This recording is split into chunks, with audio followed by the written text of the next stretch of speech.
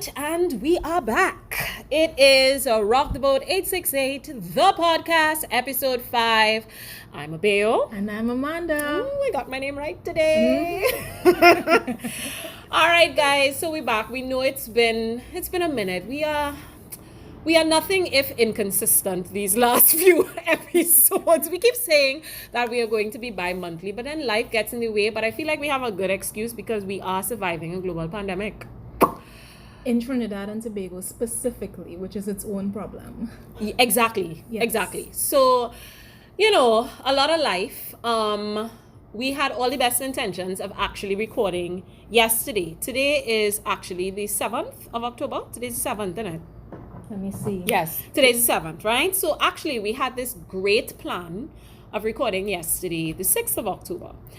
And we wanted to record because we said, it's been a minute and people have been asking. We've gotten to the point where people are messaging me going, did I miss the last episode? Y'all put it out there. I'm like, could y'all not be passive aggressive? No, we haven't, okay? And as well as there were a lot of things happening in TNT that, we really wanted to comment on and we weren't getting the opportunity to. So we had this grand idea that yesterday we would have recorded via Zoom because, everyone's using it, Exactly. The right? world has moved online. I just want to say here and now that Zoom is trash. I hate Zoom. I hate Zoom with every fiber of my being. I find it so intrusive. I was chatting with Auntie Penny this morning. Today we were recording at Necessary Arts, bless her heart.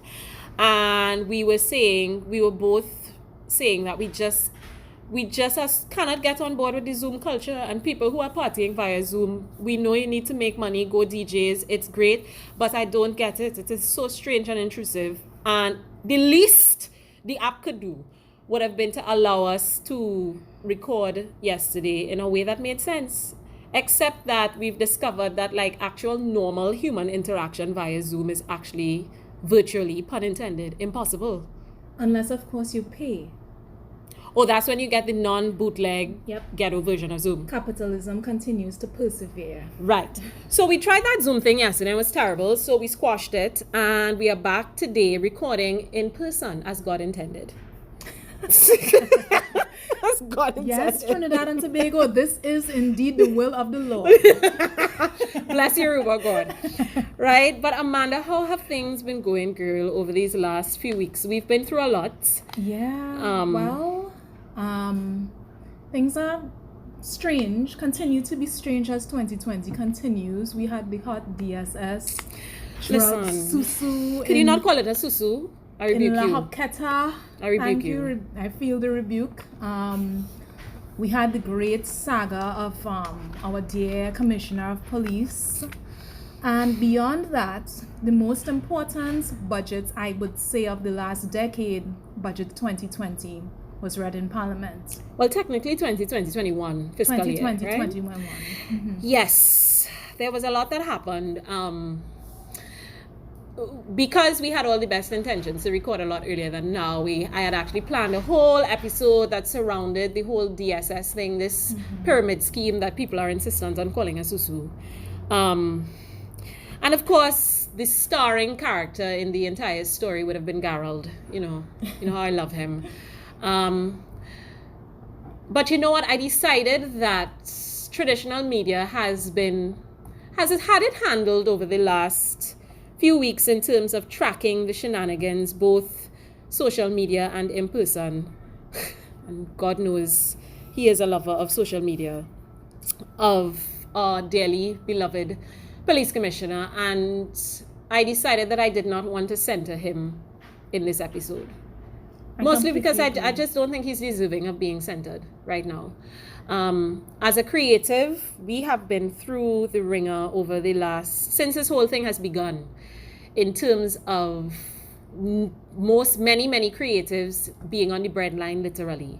A few days ago, we saw where a bank in Trinidad and Tobago literally was able to put one of our national icons, because that is what he is, his politics aside, he's a national icon, put him at the side of the road, literally, along with the archives and curation of one of the largest moving libraries of video and history in Trinidad and Tobago in the form of Gael's archives. the fact that we have gotten to the point where, we live in a society, a capitalist society, that could turn a blind eye to putting Errol Fabian by the road. Thankfully, TNT came together and was able to, for once, put our money where our mouth is and make sure that it did not happen. But not before a whole lot of people were washing their mouths on creatives and our ability to handle our affairs. Many, many suggestions of our capabilities as it pertains to management of money and why we don't do this as opposed to do that. And I just feel like creatives have really been through it. We also then lost Errol's contemporary, Dennis Lindsay Hall Sprangalang. We lost Sprang. This is after a media house tried to kill him prematurely. It's been a lot. We've been through a lot. And we lost Sprang a few days after what happened with Uncle Errol. And I just feel like I want to spend this episode really paying some attention to creatives and what we're going through right about now. And just, lime for a bit and chat about what we as creatives doing in terms of self-care, how we've been coping. And of course, too, the budget was read day before yesterday. So we will also talk about certain things that popped up in the budget as it pertains to creatives and this whole idea of pivoting and the way forward and the new normal and all the other bullshit new cliches that have emerged since COVID-19 has popped up. So to do that, I thought we would invite just a fabulous lady who is broadcast journalist. She's emerging as one of the foremost Black voices in broadcast journalism in Trinidad and Tobago, and she is also a cultural enthusiast. So I would say in the region as well. Get them, yes. Yeah, just get them. Her name is Soyini Grey. You might have heard of her. She's one of the people who actually ask sensible questions whenever they have the COVID-19 presser. I'm saying it in big. She's laughing because apparently that's funny. It's really not. So here's what we're going to do. We're going to take a quick break and then we're going to come back and hang out with Soy. And we're going to get some things out of the system as it pertains to arts, culture, curation, archiving, self-care, and all those wonderful things in Trinidad and Tobago. So stay with us.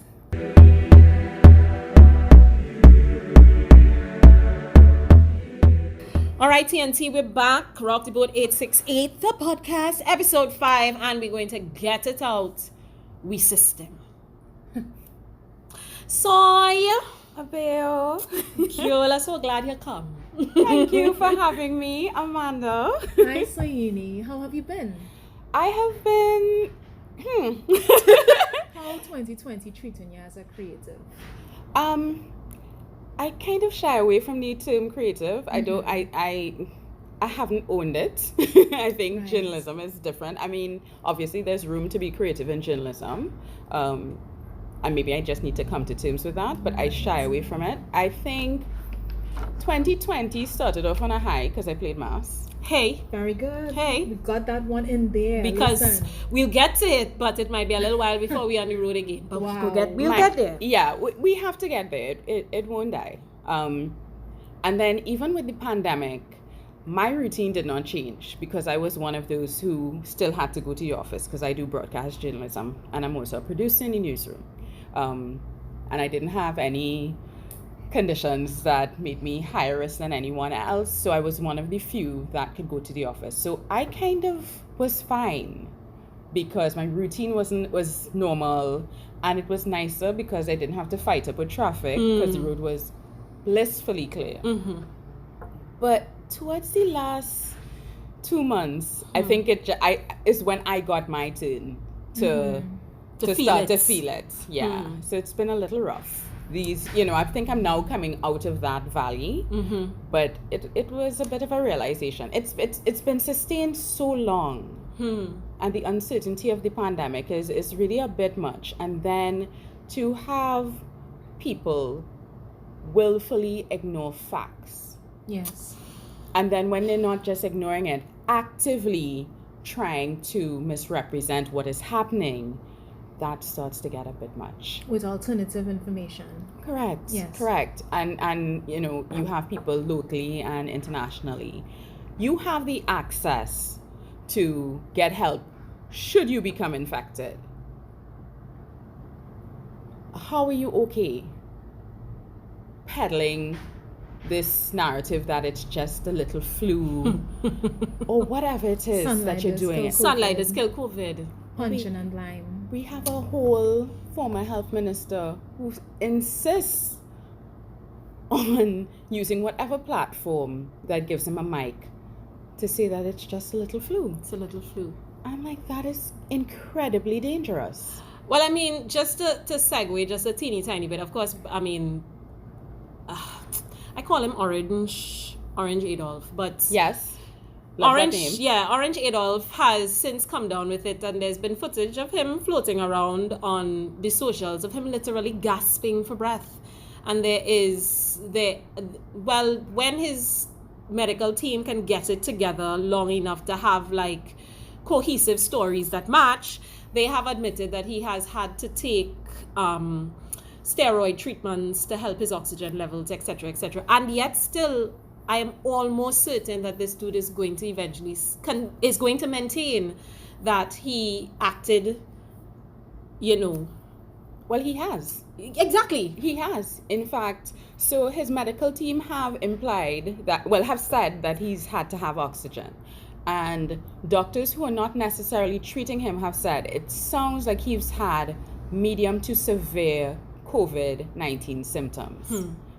And yet still, when he's discharged himself from hospital, says, maybe I'm immune. I don't know. Yeah. Maybe I'm immune. Best team ever. Best in the world. And is implying 3 days later that he has no symptoms. That's incredibly dangerous because he has access to the best healthcare because he's a very wealthy man, independent of the presidency.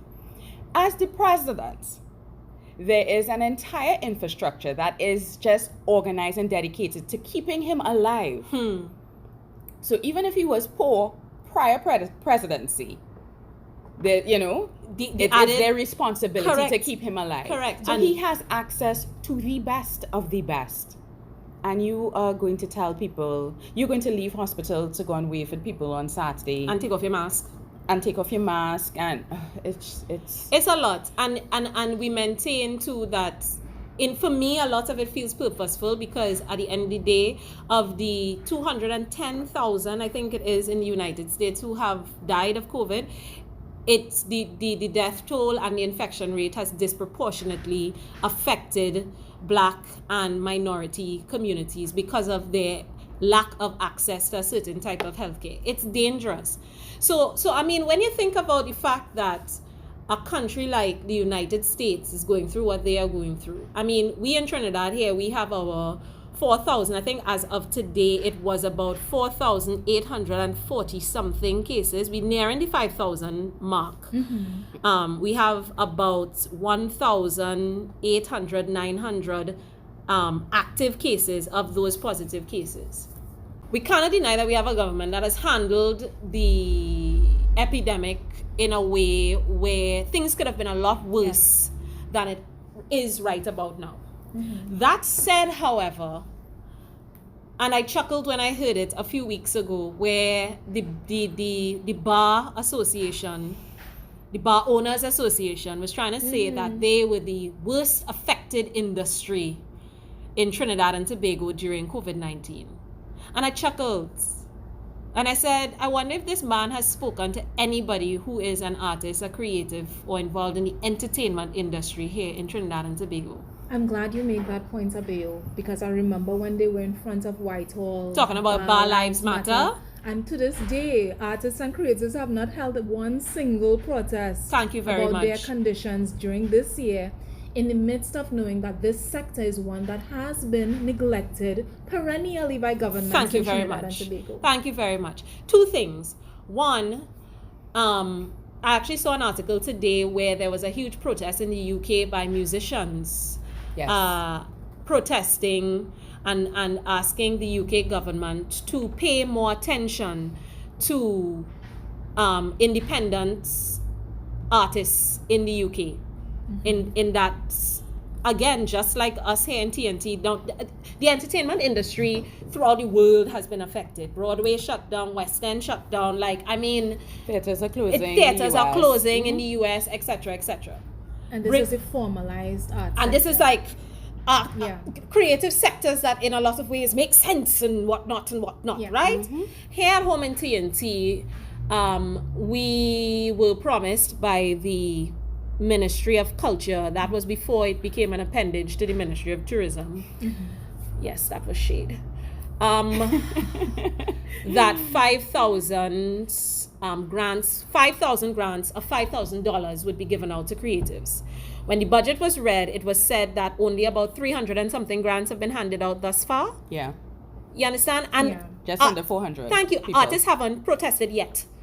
Not to mention when it was announced that 5,000 grants would be handed out, there were a lot of people within civil society who couldn't understand why artists needed grants. You know what I need to ask though, because both of you all made reference to the fact that creatives have not protested as yet. Maybe you should. And I say this as a journalist. Mm-hmm. One of the problems that we have is the getting attention and allowing the wrong people to control your narrative. Ooh, and I just feel, especially when it comes to creatives in Trinidad and Tobago, people who are not in the creative sector do not understand your value. You'll are cute, you'll make pretty things. When it's not pretty, I don't understand it. Yeah. You know, if it's not directly linked to carnival and we can't find a way to commodify it. Exactly, if we can't commodify it. And even when they do want your things, they undervalue it. Why are you charging me all this money for a dance? It's not the same dance you do all the time, or entities do this. You know, I have been in scenarios where I've had to, you know, where I've heard these discussions from an organizational point of view, and it's really difficult sometimes to get non-creative people to understand that this talent that you value enough to want in your show to give it a little something extra didn't just fall out of a tree or just appear. That has that needs to be valued. And I think at any rate, your creatives have the best resources in the world to say, this is the issue, this is how we see the issue, this is how the issue actually affects us, affects Trinidad, this is why it's relevant, and get your story out there. I think, yes, absolutely. I think within our creative fraternity, there are entities supposedly like we like to use the term stakeholders. It's like this mysterious, ambiguous term. Stakeholder. Who are the stakeholders? Who are the stakeholders? Who exactly are you representing? Exactly. Who exactly are you? Trinidad and Tobago. Anytime someone says stakeholders, please ask to name them. Thanks. Because we're usually being lazy when we say stakeholders. Correct. So we have entities that represent the artists on the ground, the stakeholders, so to speak. But I think we've gotten to a place in TNT where a lot of these entities, yes, there may be individuals within the entities who have the best intentions and our best interests at heart, etc., etc. But there's a breakdown in terms of the communication between those overarching entities and the people that they actually represent. Yeah, so I think a lot of artists on the ground, a lot of creatives on the ground feel disenfranchised almost, because I suppose they wait for these overarching entities to speak on their behalf. And sometimes when they do speak on their behalf, you go, but who tell all you to say that? That is not how we feel about this. There's that. Which is why, and then too, there's a fractioning between the entities, so to speak. You is Pan, I is Kaiso. This is drama. That is dance. You understand? As opposed to it feeling as though that there is a consolidated, unified, creative community. I'm glad you say that, because when I was reflecting on it, one of the things I noted was these entities and even the government, they fail to realize that within the cultural sector, there are multiple ecosystems, and within those, so many complexities that are just not recognized when drafts for cultural relief grants or salary relief grants are done. I mean, not understanding that there are formal and informal ways of operating within the creative sector. Ooh, as you say that, because we'll get to it. In terms of some of the things mentioned in the budget, this idea, there's a little something here that said, supporting the transition of local creative arts from the informal sector to the formal sector. And I went, yes, but what does that mean though? I'm pretty sure they don't know either. But, and this is the thing that aggravates me a little, because, I'm very mindful about when I speak and feeling as though I have any kind of ability to speak on behalf of anybody, because I always ask myself, but Abeo, who is you? Who sent you? Who called you? Who gave you permission? You give yourself permission. Your experience, your resume, your life experience, what you've done gives yourself permission. I think, and I like rules. Sometimes I tell people I like rules so I know which rules to break and how to break them. There we go. I like that. But sometimes I have to remind myself that I have permission to get on bad. Jamette, discourse. Yeah. Get Right? them. And Trinidad is very much an orderly society. Pseudo-orderly society. There you go. Yeah. We like, so that whole thing about Abeo, who send you, sometimes you need to not. I send me. Fair. My paper send me. Fair. Because the organizations that we have, from the time you switch from performer to president of the performers organization, You become a bureaucrat. yeah. You become a bureaucrat. And it's like they disavow everything that actually qualified them for the position, and they become traitors to the organization and to their membership. And what it also allows is it leaves room for charlatans to infiltrate Exactly. and feel as though they can speak on behalf of an entire sector. Exactly. I'll leave that there. However, Oh, you say that, and I'm like,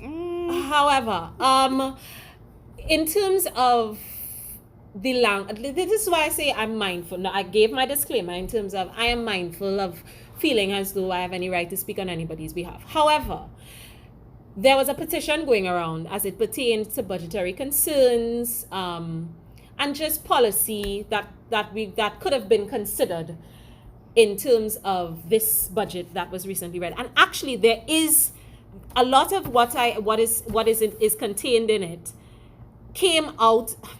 was mentioned in that particular proposal, which was then turned into a petition. And that proposal/petition happened off of a conversation that happened on social media. People like to say social media ain't good for nothing. You could decide to use social media for good. Correct. Where I invited people, okay, creatives, let we talk. Let we rap. We want to see what we want. And literally people popped up and said, well, actually, this is what I want to see. And this is what I want to see. And how about we do this? And how about we do that? And it became, became a whole, I was able to turn that. Of course, it does stand on the shoulders of a lot of my beliefs and ideologies and pedagogies that I believe in. But it would, because I am the one putting it together. So obviously, right, fine.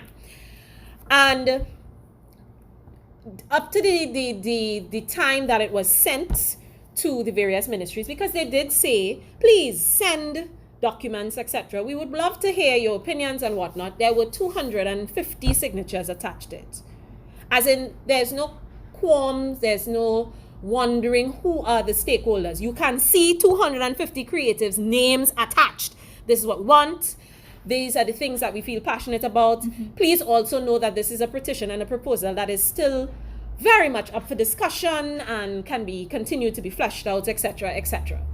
So the point is, in me saying all of that, and I was not the only person who would have put together a document and sent it, etc. Other artists would have done the same, various, but they all generally had a lot of it was the same tone and the same content in terms of the kind of things we would have wanted to see. And reaffirming that creatives, we're not dunce. And that you there understand? was a lot of organization. Thank you. And process. And within the creative fraternity, there are practitioners as well as there are creative academics and administrators. Administrators, and there are some people who can do multiple things, etc. Yeah. And that we are quite capable of guiding our own sector, and I always make the differentiation in terms of saying sector as opposed to industry, because I feel as though we need to move away from this idea that we must find a way to fully commodify arts and culture. Yeah, the word industry is just dripping in capitalist slang. Can't take it. But once you're talking about government, you have to speak in a language that they understand, and that's why you tend to use the word industry. There we go. My thing is, you had documents that gave you the language that would have allowed you to then, like, you could, if it's one time you could have copy and paste, But you why? could have copy and paste. Why would they copy and paste? Because again, we elitists. So, as much as you said, who sent you? Who's me? Right? They receive the document. It's like, well, who tell them we asked for their opinion? That is such a great point, Soyini. You know why? Because you see what you read just now, Abeo, about formal and informal and the obvious privileging of the formal. To me, that was the biggest clout to the creative sector. Because it said that we, the government, consider some of you as legitimate, whereas the others of you are illegitimate. So if you get up from your bed one day and you decide to play a guitar and you call yourself an artist, sorry, no cultural relief grant for you. And as a matter of fact, we're not even going to consider you in this budget. You are nothing. And I don't think they understand the psychological impact that has not only on the individual, but on a community. Yeah. Especially in a time like this, where everybody battling with the, like that day where to see Uncle Errol by the road. That first video of Errol Fape, I think I mentioned did something to me, boy. I think I mentioned it on your Facebook page. That hurt my heart because he had clearly just been woken up. So that trauma was evident. So he's doing a live stream to try and protect himself and let people know what's happening. Right. Yeah. And I'm like, he even get to put on A a shirt. t-shirt. Where is the dignity? You know, yampy in your face. And you know what? He has been ever the statesman. I have to say it in a lot of ways in terms of after the fact, thanking, of course, Trinidad and Tobago for helping. But I mean, he did thank the bank and individuals at the bank. And a bank is a financial institution. But of course, within that institution, you would find individuals who, of course, would have a certain level of humanity and they are trying to help and they're doing their work. And empathy. Yeah, they're doing their work. But it's kind of hurtful you say that because it's like in the midst of all my pain and my trauma, I still have to find it in me to be gracious. This is it. For these scraps that I have So received. I want to say, Uncle Errol, I love you dearly. And what you can't say, I go say. Bank is trash. Yeah. Bank is trash. Because when I think of the fact that, first of all, let's go back to the days of Banyan. Let me take it back to the days of Banyan. And the kinds of archives and the kind of work that Banyan would have done. And there was not a government entity or even corporate entity that was willing to step up and say, hey, we believe in this. When you think of entities like PBS in the United States, that is not because enough alcohol and cigarette company decide they want to put ads on PBS. That's because endowment is a thing that makes sense. Because they understand the worth of something, so they invest in it. Like they have a social and moral conscience as a corporate community, and our corporate community doesn't have that. So we lose Banyan. We nearly lost Gael one time before, which is why he had to remortgage his house and carry the studio home in the first place. So all the jackasses, and yes, I say it in big, and if you don't like when people cuss, then this podcast ain't for you. I'm sorry, we have permission to cuss? Yes! I did not realize that. Well, now you know, girl. I thought you said she come to my show, please. This way saying she needs permission. Something like that. This is Jamette discourse here, you know. Right. So, listen, when Uncle Errol took Gael home because he was no longer in a financial position to sustain the studio outside of his home, he remortgaged his home. Now, when you think of the home that he would have had, I'm assuming this is a home that probably is a 1-point-something million, whatever, right? He took a loan of, from the figures that I saw, $700,000. He has already paid back $900,000 and had an outstanding balance of $350,000, which he was unable to pay anything off of. And he did say that he did give them a large lump sum, yeah? $350,000 TT dollars. How that making sense? How you take a loan for $700,000? You pay back $9,000 and you still have $350,000. A house that is worth 1 point something million that he remortgaged in order to save Gael, and the bank was willing to put him by the road. And you have people all over social media talking about creatives need to have better financial planning. We need to have another conversation.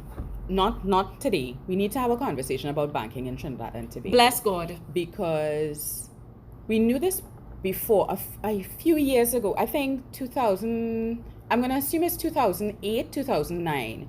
There was a guy who had billboards all over Port of Spain saying banks in Trinidad are the most predatory. And I'm really trying to remember. Was a caucus of some kind. Right. And I'm really trying to remember that because it just came back to me when we changed over from the cotton $100 bills to the new polymer. I did not realize or was surprised by the number of unbanked people in Trinidad and Tobago. And if the banking sector didn't get the memo then, I mean, I guess they don't have to because they make ridiculous profits, but there's something seriously wrong with a lot of things in Trinidad and Tobago, a lot of things. But I think that is one of the major problems that we have, and the lack of sympathy for creatives is part and parcel of that. Also, we're terrible with archives because there was this guy, is it George Mirage, who had a lot of Calypso albums. I remember writing to UTT to see if they had a department that would be willing to get it. We like to destroy archives. We like to not know the value of things. I don't know if until the person dead. Even when I don't know if we curse by being too creative. So maybe we think this thing is easy. It's dispensable. It's you disposable. sure do? Because it's we really. elitism. It goes back to exactly what you were saying before. Elitism. We know that these things are there. I think we see the value, but we value certain things more than others. I think that's definitely part of it as well. Yeah. What you're saying, apart from the bank as a failed institution in this case, the university also has a responsibility here. Universities in Trinidad and Tobago have a responsibility here. The government has a responsibility. No individual citizen should have this job of having to archive all of these things on his own. That is work that should be done by the state, and it isn't being done. Exactly. So he took it upon himself all these years to do it. That's his spiritual calling in some way, but you're punishing him for it. Exactly. And then the kind of cold, callous response, like it have people who actively sit down in their house and wholly and solely fully vex that Trinidad and Tobago put up the money. They're vexed though. They have opinions. I feel when I saw those comments. And I totally get that they're out of place, and I totally get the attacks towards them.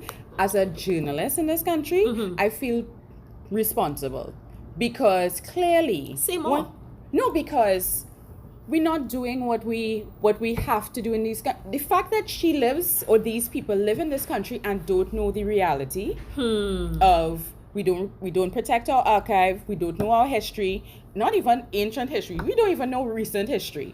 So from the time you go past 10 years, it started to get fuzzy.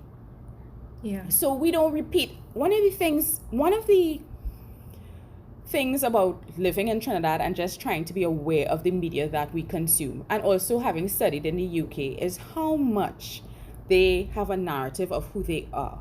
And they repeat those stories. So you want to know about Martin Luther King and I Have a Dream. It have a cartoon version. It have several cartoon versions. He is casually referred to in all kind. You're minding your business on an action movie and all of a sudden he pop up. Martin Luther King have a dream. So either he pop up in he's being portrayed, or somebody is giving a racial motivation something, and they quote his speech and what he taught them, and it's reinforced. Yeah. We don't do any of that here. So you go to a lecture or any conversation, somebody in Trinidad, living in Trinidad, born and raised, well, Martin Luther King, but what about here though? Thank you. It have anybody here who makes sense? Can you quote one of them? Especially because they could speak to our reality in a way that God bless Martin cannot. And even if And you know what? The thing is, though, So that's why she has no clue of what Errol did. She doesn't know who Errol is. She doesn't understand how he got into that situation at no level. She has no capacity for that, and that is our fault. I love the fact that she's been saying she, because clearly both are we talking about the same person. I love it. But beyond that, and that's very right, the point that you're making, but beyond that, on a very human level, does she have to know? If she just sees that someone is suffering and that people are supporting this person, You'll need is to do that a appropriate whole in that moment? podcast on decolonization. Girl. I feel we need a Because series. because people don't understand. And that's why it's not just COVID that have us in this state. All that, those Black Lives Matter protests in the US. I sat down maybe 2 days after they killed George Floyd and turned on MSNBC and had to mentally tell myself, take this TV off, and go in your bed, because this is too much. Yeah. Yeah. It's a lot. It's a lot. It's very difficult. I would never want to be any other type of Black person, except my bumsy could be a little bigger. That's fair. Just a smidge, right? My bumsy's good. Not a smidge. It could be Black ridiculous. woman dreams. And you want a Hashtag shelf. Black woman dreams. Yes. a shelf. I think I'm entitled to it. My father's from Tobago. I feel robbed. However, I digress. Tobago heritage. Yeah, no, it's unfair. It's unfair, right? I digress because we're talking about important things, even though that's important That's in my important. life. Important, Bumsy, important. What happened? Yes. But to exist as a Black person and to exist as a certain type of Black person, once you have a certain hue, once you have a certain texture, if you have a certain nose, and also if you have a certain bottom, whatever, you are not entitled to sympathy. Errol is a little too Black Right in the for gospel us today. to sympathize with. I know I have a reason I bring you here today. Sister Soyini preaching Listen the to me. word. The word of Sister Soyini. Listen. And don't ever be surprised when you see other Black people who are just as Black as Errol. Self-contempt. Yeah. Self-contempt. Errol could be penalized for, oh God, you're Black already. Why you making all of we look bad with your behavior? Because she doesn't see him holding an archive of footage. She doesn't know. If she worked in television the way I did, she would know. All the best trained technical staff that you have Came out of Gael. came from the University of Gael. When I worked at CNMG, if my director came late or was incapacitated in any form, the CG operator, that's the guy, a little machine typing up names that you see pop up on your screen, could tell me, oh, so I could direct, I could operate the switchboard. Because they learn to do everything on the move, on the ground. And they can do audio, they can do master control, they can run the entire, if all they have to do is to clone themselves, they can operate the entire station. thing. And this is young men.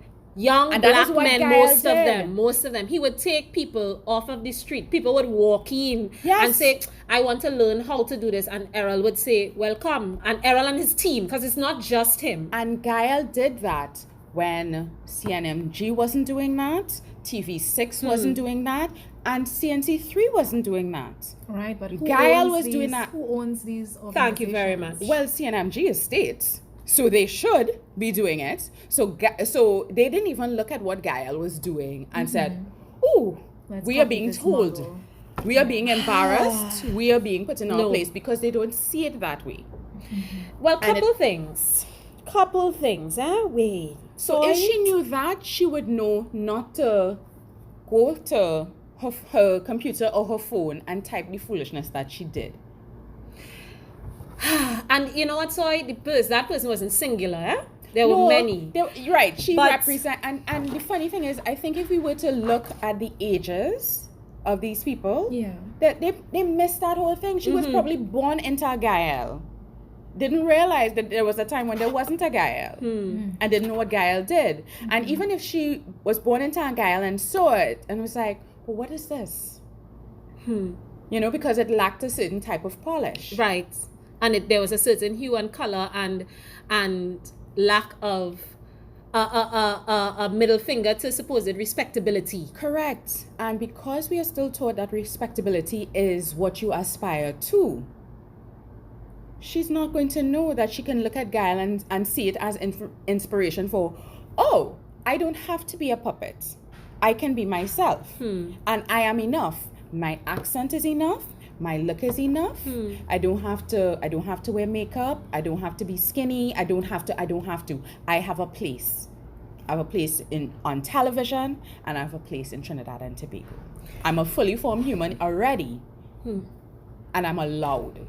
So you will bring tears to my I eyes. was glad that you ended in that way, because as you were talking about the makeup and things, I thought part of the beauty of spaces like Gael is that in addition to teaching us that we didn't have to do those things, it also taught us that if we did those things, it was with a reference to the fact that those things didn't make us people. We are people. Correct. That is the thing. I don't have a problem if you like makeup. Listen, You could do what you want. I love it. You know? You I love it. She going into old English. She loves her makeup. How you Listen, mean? nothing like a Fenty highlight. Nothing like a Fenty highlight. Listen to me, Sephora. Hi. Which one you like, trophy wife? Which one? The highlight? Fenty, yeah. Gail, I Like am to too go- poor to afford Fenty. I wear Fenty when my fabulous makeup artist friends put Fenty on my face, and that's how I know that they love me. I haven't mastered highlighters yet, but Trophy Wife is it Yeah. because I'm yellow toned. I would go for that one. Yep. But her lipsticks though, Fire. Mademoiselle. Again, we digress, but this is also It's important. It is. But couple things. You see, I love that you mentioned that moment that you had during the Black Lives Matter protest and watching what was going on in the US with George Floyd, and still looking at what's happening in the US, watching it devolve into almost anarchy in a lot of ways from the White House come down. We as creators process differently. Many of us are empaths. Many of us, we are very much affected, more so than average Jane and Joe, by what is happening around us. The stories that we tell, the narratives we create, etc., all influenced by those things. Yeah. So the kind, and I'm not saying we're like these magical beings or whatnot or whatever. Maybe we are, but whatever. It's a real thing, so it's fine. Yeah. The way creatives were processing this in the beginning, people went in various directions. There were the ones who in the beginning felt like, this is my opportunity to write a novel, make a movie. And people went into hyperdrive creating, giving people free content like that on social media. And then it petered out because a lot of creatives crashed. Yeah. It was an emotional crash. And I know it because I'm speaking from experience. Yeah. Yeah? But what I will say though is that people showed their ass on both ends of the spectrum, because when they were getting all this fabulous free content, we were keeping people sane. Creatives the world over kept people sane. We're still keeping people sane in a lot of ways, yeah? But what it also proved though is that when creatives said, okay, we don't mind making content, but pay us for it. Pay us for it. And I know for a fact there have been creatives in Trinidad and Tobago who tried to do things virtually, creating content. And people are very hesitant to pay for creative content online. Which brings us to this whole idea of, as we talk about this, and it's the term that I hate, the new normal, etc., in terms of what we expect of arts and culture and the entertainment industry moving forward. We have this idea that everything is just going to exist virtually. How? Yeah. How is it going to exist? That how is a major How? question. Right? There's the one part of what I did hear in the budget thus far, that even though the language is quite vague and quite glib or whatever, the way it talks about, it goes back to this thing about establishing local content guidelines for media houses. That excites me, because we have so many creatives in Trinidad and Tobago who are quite frankly underemployed and overqualified. Yes, it applies to creatives as well. It's not just for supposed academic, traditional type frameworks. Overqualified, underemployed. And it's not because they don't want to create, but creating takes money, yeah? So people will have like scripts sitting on their computers doing nothing. You Gathering understand? dust. Just gathering dust. They would have ideas. They go to media houses and they pitch their thing. They have their proposals, etc., etc. And traditional media platforms, and well, now we have new media platforms popping up, streaming platforms. there's this idea that creatives supposed to pay for the privilege to create, as opposed to being paid for creating content.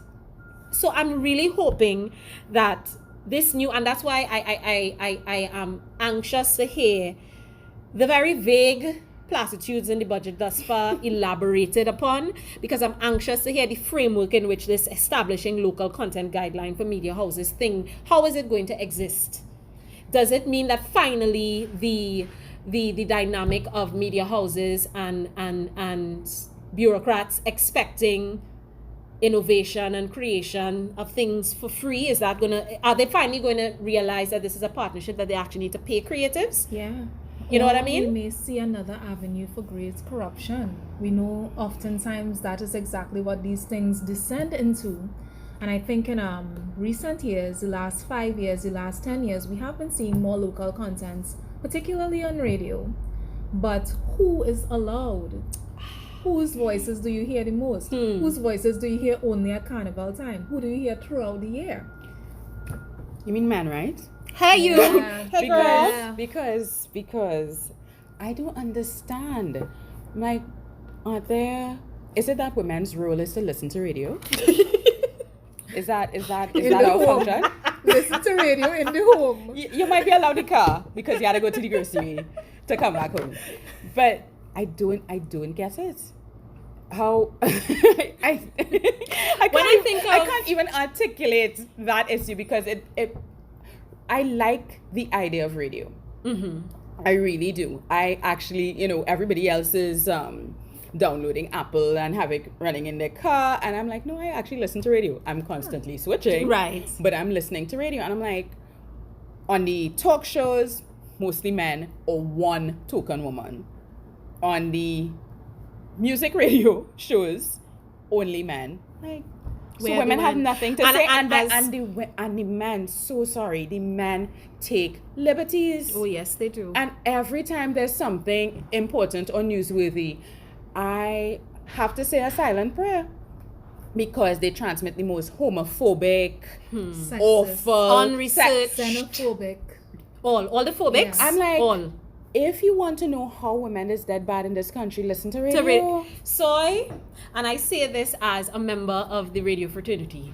The fraternity. And it is a fraternity. No, it's a fraternity. Yes. I kind of want to do because they talk about girl.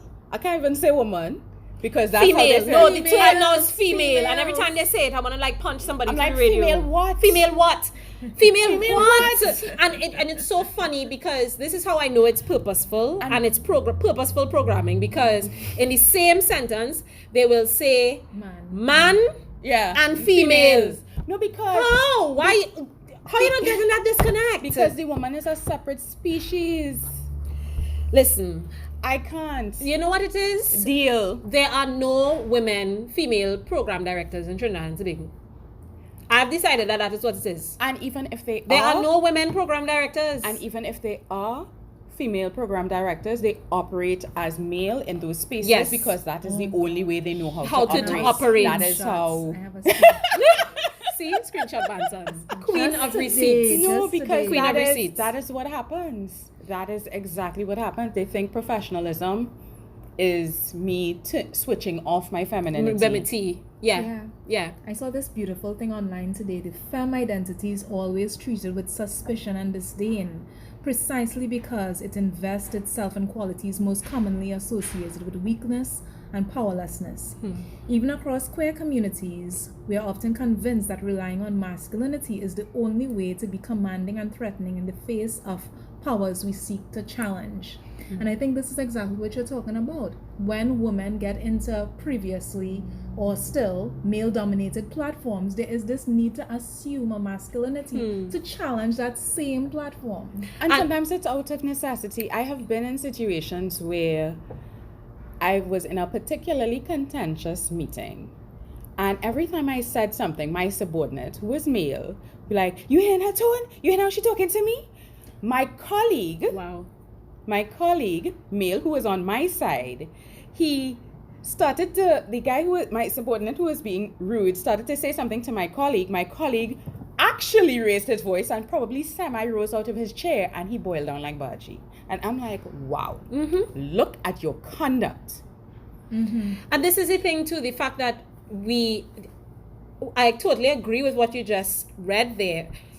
And there's also in that interesting addition of the fact that when a woman is seen as supposedly assuming male qualities, so to speak, like because of the fact that she's forthright, because of the fact that she is honest or forward, because of the fact that she is innovative, because of the fact that she is independent or not dependent upon male approval, that too is then vilified. You understand what I mean? So there's a weird, it's like you do, you don't do, you screw anyhow you take it. You have to know your place. We continue to stand our Empress Soca star, Fayan Lyons. Hey you.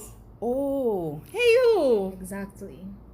This is and why I always we have say, to protect her at all and costs. this is why, and we say it. Why are you stealing my lyrics, Amanda? Does she not have problematic moments? Absolutely. She's But human. She's allowed to have a problematic moment or she's two. human. What upsets me is that nobody ever sees through and understands why she would be emotional. I mean, okay, everybody just jump out. Yeah. And sometimes like, no, you shouldn't have done that at all. There was no excuse. But that's a human thing. But I just find it very shocking. At no point is this woman given any sort of allowance and sympathy. It's like, is she not human? No, because not only is it, and I actually had this conversation with my mother. Confident. She black. Two, she's not just black. She's a black woman. She's too black. Yeah, one, she black. Two, she's too black. Three, she's a black woman who is too black. And she's a creative. I want to add, she's also a black woman, too black, who clearly loves herself. Because I think one of the problems I see on social media is people vex that Fayan doesn't hate herself. Yes. They vex that she would dare put up a picture without her shoes on because they don't like that her foot looking black. She's supposed to hate herself and hide. Yes. Be embarrassed by her blackness. You all need to remember, one of Fayan's first big songs was Focus on She Body. And she said it. Trust and believe that body was the focus on. It really was. But you know what? I'm glad that we've segued into Fayan because I know you had an awesome interview with her the other day and y'all would talk. And you know what though?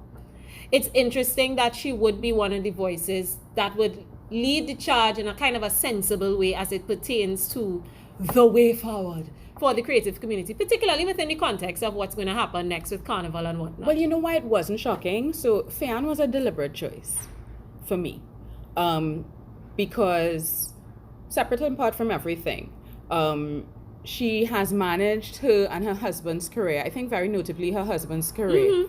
That people vex about. When they separated with Ian Panton, everybody expected absolute failure, and Bunji's career has skyrocketed. And then, most tellingly for me, someone who's won Soca Monarch several times, both categories, took over the management of the show 2019. 19. It was just last year. It was just last year. Yeah. She should have done it again this year, but we don't like greatness. Even though I think the person who took it over didn't do too badly. And Soca Monarch became this kind of caricature of a competition where I actually preferred to view it at home, online, on social media, on Twitter most tellingly. Because you want to see everybody commentary. Because we had no training. Hey. Right? And so social television, watching Soca Monarch was better. I didn't know Soca Monarch used to be something where you had to be in the audience. It devolved into something where I think it was better watched. But I think Soca Monarch and I went last year, 2019, and I'm like, but this is vibes. And I think she did a very, very good job with the concert or with the show. And therefore, someone who can talk from a performer perspective, a manager of a producer perspective, yeah. We needed to speak about that because she understood the business of Carnival in a way that many people don't, because we also could talk about Calypso Tense. Yeah. And how that's not a positive conversation.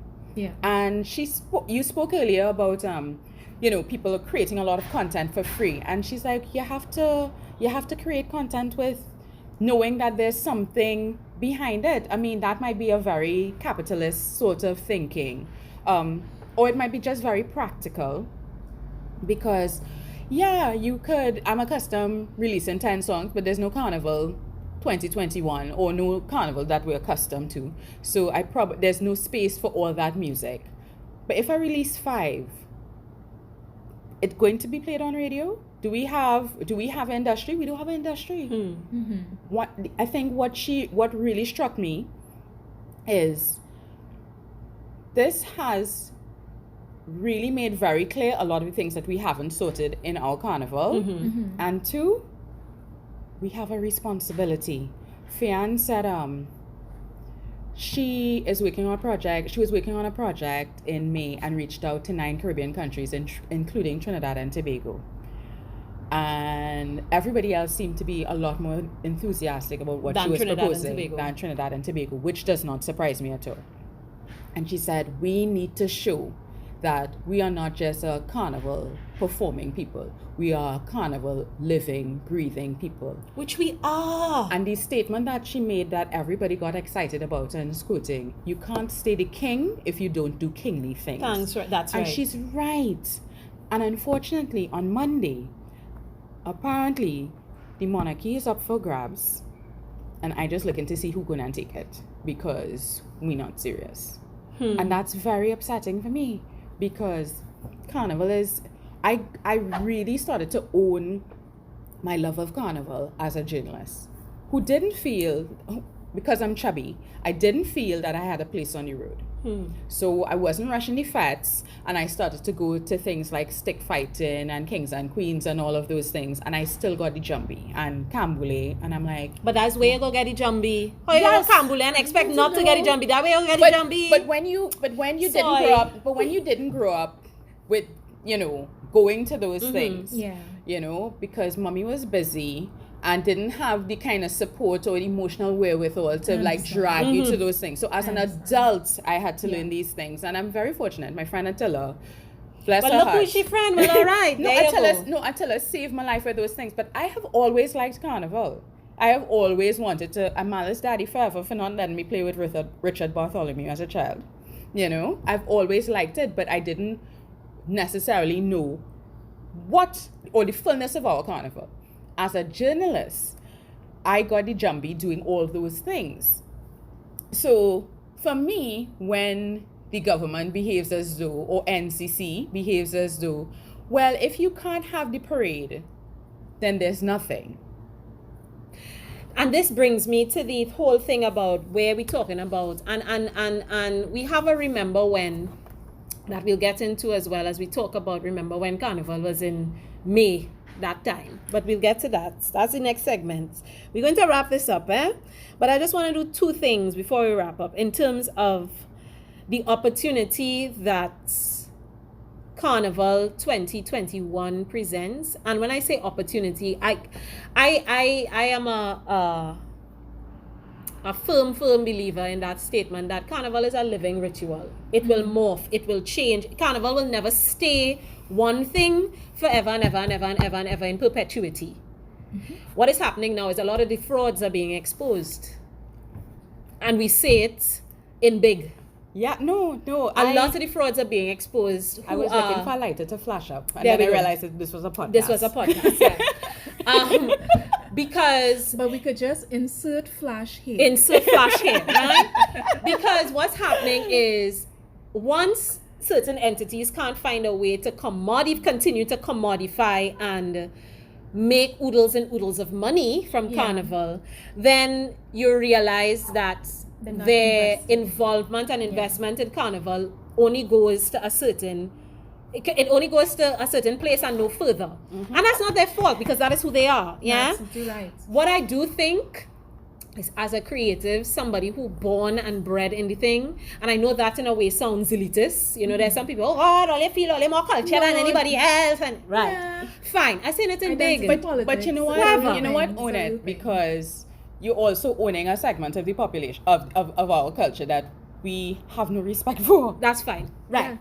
Right? So you owning it is actually revolutionary. And it's an affirmation of there we truth. go. Right? Yeah. I think that 2021 is going to allow a very organic, authentic re-emergence of certain elements of Carnival. But it doesn't mean that they're going to re-emerge the same way that they would have emerged in the 1970s, etc. It is going to have a newness to it, because it has to have a newness, because time has elapsed, and because the medium through which it's going to be presented and who it is going to be presented by is different. But it is going to allow a segment of Carnival that has taken a back seat for a while the opportunity to re-emerge, and the opportunity to be curated and archived, which will leave a permanent virtual footprint. And I think that is very, very important. So. I hope so. And I don't think it's not going to be state funded. It's not. When you look at the figures in the budget, girl. No. Somebody said it on Facebook. Laura Dorich interviewed the NCC chair, Gypsy, Winston Gypsy Peters, and she interviewed, did she speak to Ronald Mitchell? The culture minister? He's the tourism minister, yeah, you're right. Go ahead. Go ahead. Basically, Randall. Basically, NCC's allotment this year is just for recurring expenses for salary. Wow. Right? There's nothing. There's nothing there's nothing for even like organizations like Tuco. That's terrible. It's atrocious, because really when the Prime Minister said Carnival is not on, he really meant Carnival is not on. And which is why for my show I was like, find all the footage of Keith playing mass. Thank you. Yeah. The only thing that get me vexed is we didn't have him at Pan Crawl, because he liked Pan too. In fact, Invaders is his band. Now explain this to me. He's playing with All Stars, but I think he's supporting Invaders or push fan for Invaders. Explain to me. Your good girlfriend self said it on social media that when you look at the projected figures of what is supposed to be invested by the state into Carnival 2021, you realize just how much money they was really spending on tent and porta potty. You realize just exactly where the money was going, because now that there is not a physical manifestation of the Carnival, and you know what, it is not the state can't take all the blame, because I'm almost certain corporate is going to go in the same direction as well, because they can't put up banners in fetes now, can they? Exactly. Right? Yeah. So again, the Carnival will find a way, and the same way we created, a lot of creatives made things for free, yes, in the beginning of this. Opportunities will present themselves, and the creators will find ways to eke a living, because they've been eking a living since this whole COVID-19 has started in all sorts of various crazy ways. But there's going to be a virtual footprint left in 2021 from a different kind of a carnival, and it will be what it is supposed to be, because it's Carnival and it's a living ritual. It is a ritual that has to happen, that is going to happen, and whether or not we have a physical manifestation of it in February or in May or in October or in August when it's really supposed to be thank you, it will happen. You understand what I mean? But creatives and how we've been coping, and it's just so much to talk about in terms of this life we've been living for the last, how much months it is? About 6 months now, isn't it? I think we officially 6 months. 6 months now. Since it's been declared a pandemic. Amanda, what do you do for self-care, girl, as a creative? Oh my God. I have started turning off all electronic devices by 9 p.m. because it's too much.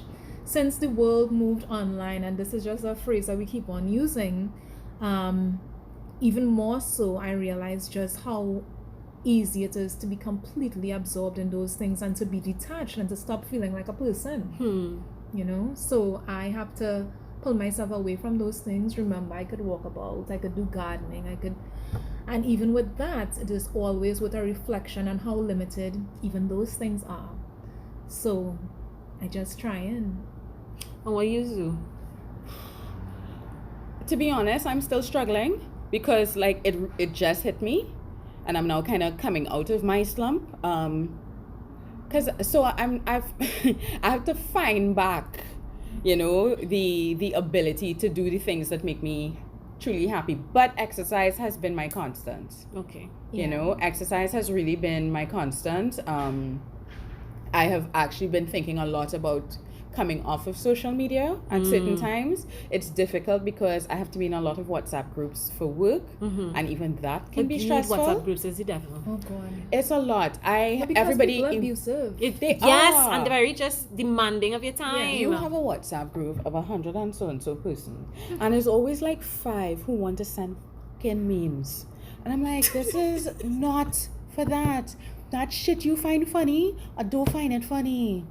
Please don't. No. Agreed. This is Agreed. it's not the place for that. Agreed. If it's not about news, if it's not about whatever we in this blasted group for, I don't want to see it. So everybody goes on mute. Yeah. Everybody goes on mute. As soon as they put and me as in a soon as chat. I start back getting notifications, it's like, oh God, why are you attacking me? This should be like permanent. Thank you. For me, again, I have been through the hills and valleys. I have been through them. Yeah.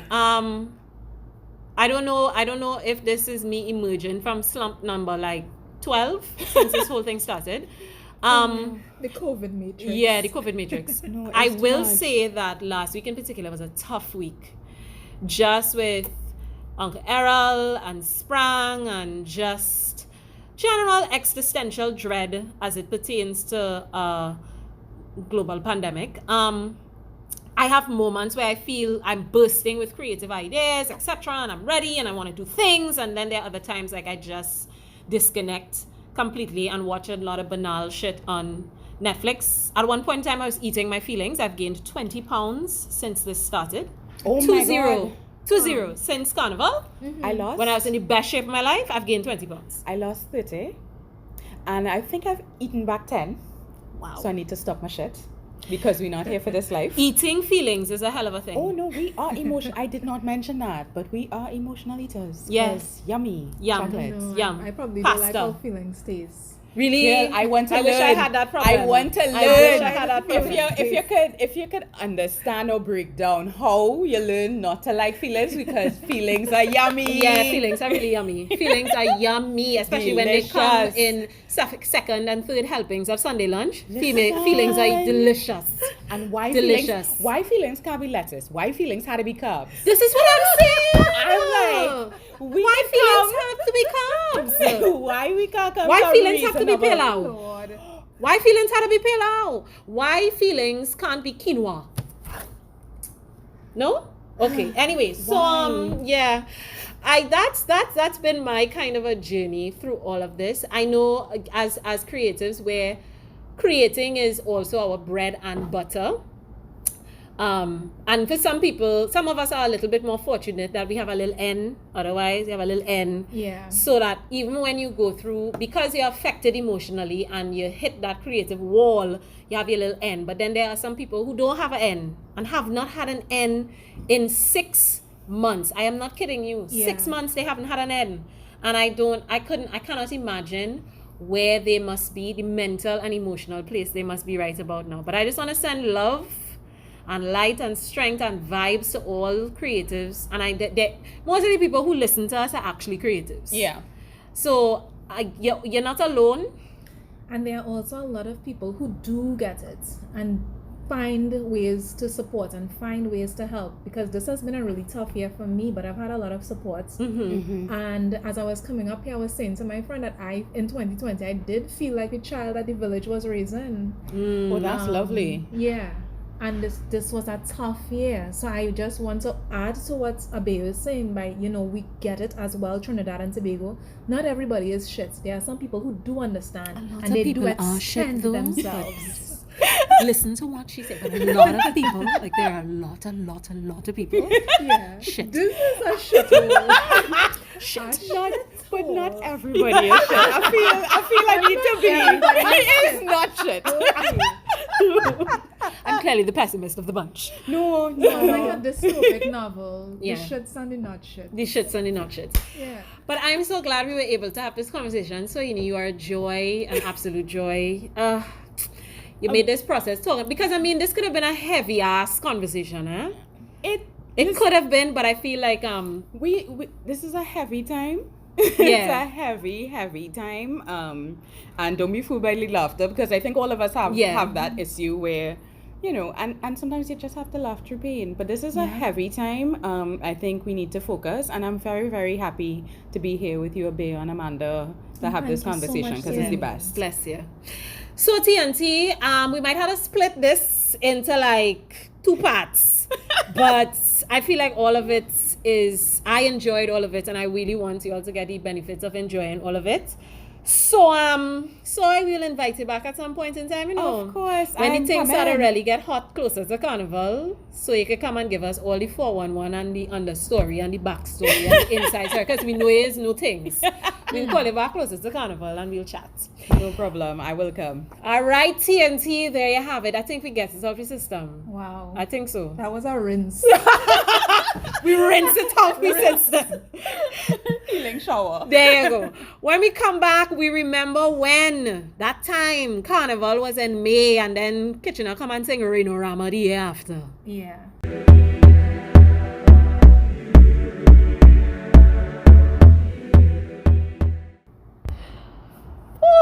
All right, TNT. Hey, we reach back. So in the teeny tiny break, we decided that we had such a great conversation with Soyini that we want to leave it as one whole thing. We don't want to chop it up. So what we're going to do is we're just going to do Remember When, wrap it up, and we will owe you an answer that and how we spending we money. Yeah, but I think we cannot do the Remember When, because the Remember When is so linked to what we were talking about. This is the episode that deals with arts, culture, entertainment, creatives, etc. And we referred to it inside of the Get It Out Your system, where I asked if the thing doing more plingy plings. It's fine, I'll let it out. Where Keith Christopher, I think the way he said it was born out of the fact that it was the way the question was posed at whatever press conference that was, where he said Carnival was off. I think he was not on. I think he was a little bit annoyed and irritated, as he usually agree, is. because there was even something that seemed not as elegant as he usually talks. Right. There was When something very he was annoyed. Yeah. So I think the briskness with in terms of the way he said it, Very and this is awkward. not to defend Keith Christopher, because he does not need defending. And yes, all of what we said previously does stand. But in terms of how he said it, in terms of Carnival just not being on, I just wanted us to remember when that time back in 1972, because of the then polio epidemic, where Carnival was, for lack of a better term, cancelled in that year, again because of public health ordinances. Or postponed. Postponed, there we go. Right? And Carnival then instead happened in May, instead of the usual time. And the rain come and wash away the people Carnival, and so much so that it was such an iconic year with the amount of rain that they had, that the year after that, in 1973, Kitchener sang Rainorama, and it became one of the biggest calypsos within our Carnival history, you know what I mean? So for me, I just feel like there's no way Carnival will ever just not be on. For me, Carnival will evolve into whatever it's supposed to be. And beyond evolution or re-emergence, the word you used before, there's also amplification. There are certain elements that are always present in Carnival that just don't receive the same spotlight as others. Traditional mass, for example. This year, 2021, we have a great opportunity to put to the fore those items in Carnival that may have previously not been so forward. Right? So, I mean, like we said previously, the whole idea, like the term virtual carnival has been bandied about a lot, and there are a lot of people who are unsure of what a virtual carnival actually means, etc., etc. I don't think anybody is fully sure yet. I think we do have a great example in terms of a virtual celebration of carnival, in terms of what Notting Hill did. Yeah. The way they managed it and whatnot. Nothing wrong with taking a little page out of Notting Hill book, looking at how they did it, etc., etc., and seeing if there are any little things that we want to take from that example. Yeah. It doesn't need to be an exact replica of that. If we are supposed to be the Mecca, if we're supposed to be the king, as fiancé, like we figure out kingly ways of doing the thing, of celebrating.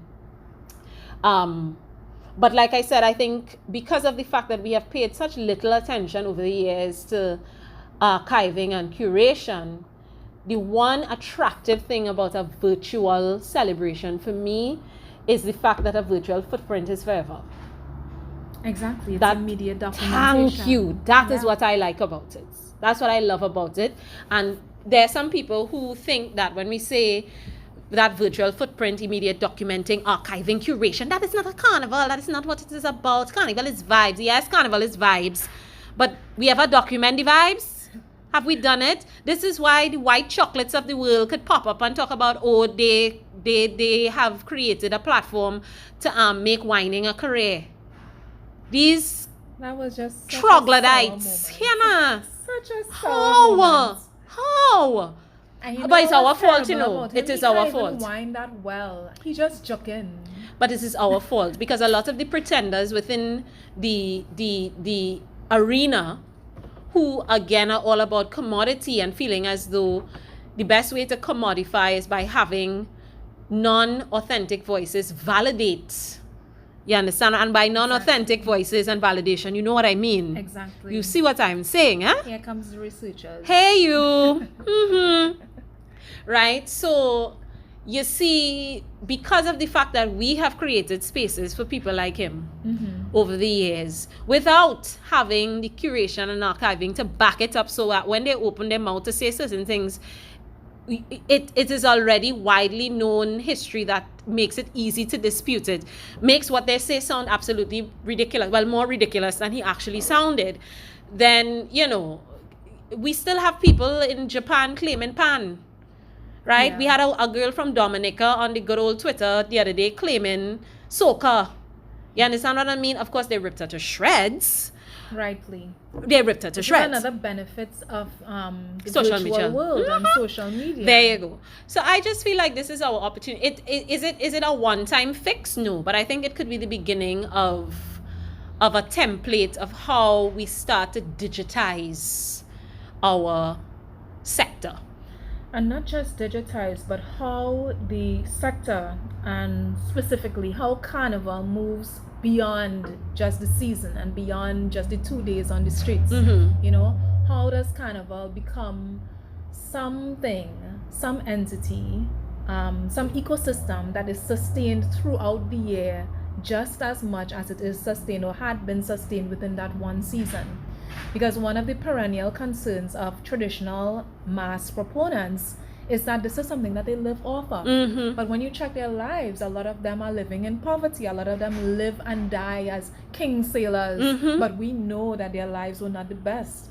And what have we done for them as activists, as advocates, as proper thinking people? And I feel that at this juncture, we have a space now with which we could reflect and chart a better way forward in terms of how we treat these people. Absolutely. And it goes back to what Soy was saying in terms of just behavioral change across the board. Civil society, government, corporate Trinidad and Tobago, like it has to be, and it's not going to happen overnight. I think it would be foolish of us to think that we could blink and tomorrow people will wake up and just magically see the value of certain things. It's not going to happen. It might take a generation or two, but we have to start somewhere. So for everybody, but you know, the part of the whole thing that entertained me greatly though was when Keith Christopher said that the carnival is not on all the people who were trying to say that COVID came with Carnival and Carnival was the reason for COVID. You know that all the racists who were trying to find a reason to vilify Carnival were the same ones that then pop up to talk about, so we get in the 2 days off. Who is we? Yeah. Who is we? Why do you want the 2 days off? Which was also really strange because what I remember about Carnival is it's not a public holiday. So I couldn't understand the point. Thank about you. The 2 days The 2 off. days off. The 2 days are also on. They've always been The 2 days on. are on. They continue to be on. The Carnival is what we're talking about. Thank you very much. So if you have a job, please go to it. Go to the people work, please. Go and do the people work. Or not. Totally your choice. How you, but don't feel as though this is a reminder of how the Carnival actually operates, the framework in which it operates. Mm-hmm. So if it is the street parade portion of it is not on for those 2 days, then there's no reason for you to feel as though it should be deemed a public holiday. Yeah. Because quite frankly as well, whenever the Carnival eventually is back on in closer to the framework that we would have previously known it, because it will never be the same. Like, we don't ever expect the Carnival to just go back to what it was earlier on this year, post COVID-19. Like, the world is not going to be the same after COVID-19, and Carnival being a microcosm in the midst of all of that, it's never going to be the same. You know what I mean? So, but whenever Carnival goes back to, yes, the street parade portion of it, etc., you go get the 2 days off then. Mm-hmm. So wait. And I believe I have a great vision of people even making it work. I mean, Abeo, you and I did a protest demonstration observing social distance. Thank you. What prevents people from doing performances while observing social distance? Amanda, don't get them wise now. I mean, Please do not get them wise. God. Don't get them wise. Don't get them wise, girl. But yes. Anyway, TNT, like I said, we're going to owe you and answer that. And quite frankly, it really wasn't a hard question. You know, the answer that really was just us going to ask Kamala, so girl, you're really not going to resign. That was really it in terms of the answer that. A necessary intervention that all members of the United National Congress should have with the fair lady at this time. So I'll be like, so girl, you really mean to say you're not going to resign? That was really the answer that. We just wanted you to, you know, throw that question out to her. And in terms of how we spending my money, I will feature them fully in the next episode. But there's this really cool app called Skip the Line. If you haven't heard about it before, go investigate it. It's a very cool food delivery app, and it is Black owned. And not just Black owned, but Black woman owned. Well, co-owned. She co-owns it with someone. Big shout out to McGill, Shayna, Weston. So I'll give you some more ins and outs in terms of how Skip the Line works in the next episode. But in the meantime, make sure and, you know, just go investigate it if you haven't heard about it before. It's all that, a bag of chips. It's innovation. It's really... If you're thinking about creating a business that really speaks to the time that we're in, if we're talking about businesses finding a way to pivot, since people are using that term a lot right about now, Skip the Line is definitely one of those that would fall into that category. But guys, we had a good time. I had a good time. Yeah. Rock the Boat 868, the podcast, episode 5, doing what we want because COVID-19. Yeah. And we grown and we's Jamette and we could do what we want. Have a great one, guys. Meet us back here, hopefully in the next 2 weeks. Well, you know, we just always say that. And then it's never we be just that. always We go say see that. all you when we see all you. Structure is absolutely important. So let's say in the next 2 weeks, and if we do, then we doing it. Yeah, okay. We go see all you when we see all you. Bye. Bye.